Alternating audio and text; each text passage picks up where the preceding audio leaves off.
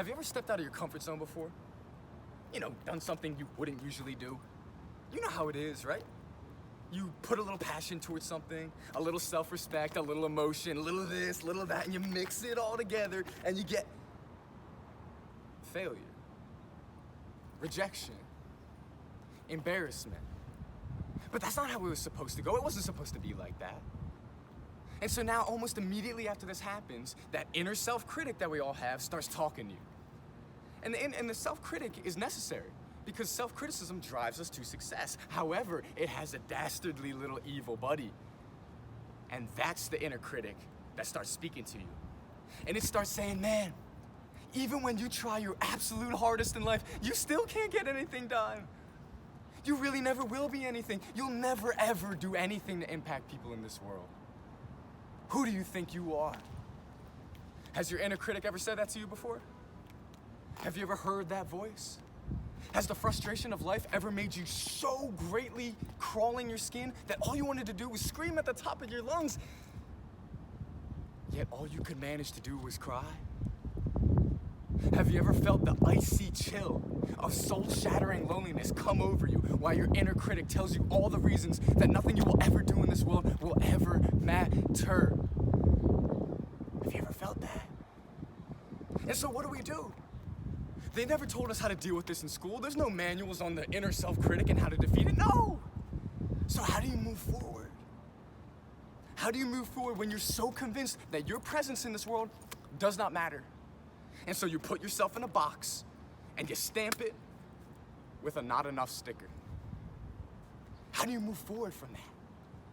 How do you move forward when you're falling in this bottomless pit and you can't even discern which direction is up? Is there a way forward? But my friend, there is. And you know what the first step to it is? You have to take your situation and you gotta turn it sideways. And you may say, Scott, tell me, bro, how do I turn my situation sideways when I lost my job? How do I turn my situation sideways when someone walked out on me? Maybe it's easier said than done. But maybe you've been telling yourself, I'm going through it. I'm going through it. Life is terrible. I can't do this. I'm going through it. Yeah, you're going through it, but flip that. You have to go through it to get to it. It's a life requirement. You've got to go through it to find happiness. You've got to go through it to find the job. You've got to go through it to find yourself, to find love. You have to go through it. You can't skip it. There is no way past any of the suffering, any of the struggle that this life has for us except going directly through it.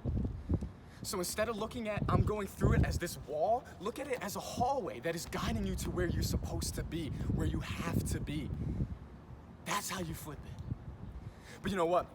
I'm not gonna sit here and I'm not gonna say this is easy in any way. Because the fact of the matter is, when you're going through it, whatever it is, it's a living hell.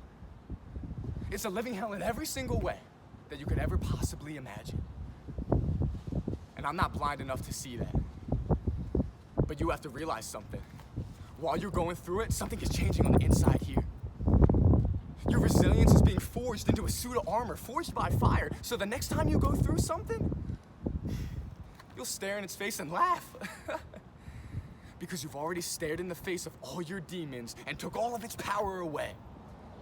And then nothing in this world can bring you down anymore. So yeah, you've got scars from past battles, of course. But those scars are simply reminders of past victories over the darkness in your life. So when you look at that scar, do not be discouraged, but rather use that as a reminder that shows you, wow, I can take anything life throws me head on and come out a better version of myself because of it. So next time that you hear that inner self-critic stirring up all kinds of drama in your head, having a party up in there, take a look at one of your scars. And say to that inner critic, I've already been here, I've already done that, you got no power over me, so take yourself and get out, take a seat, because I can overcome anything. And if we have that attitude, whoo, you better look out, world, because there's nothing that we can't do. There is so much strength within you right now. But in order to tap into it, you have to be able to filter out the difference between the positive self-critic and its evil twin, the self-destructive self-critic. So thank you so much, guys. I hope you were able to take something away from this. Have a good one. Like, comment, subscribe, everything. I want to take this message to everybody that we can. Have a good one.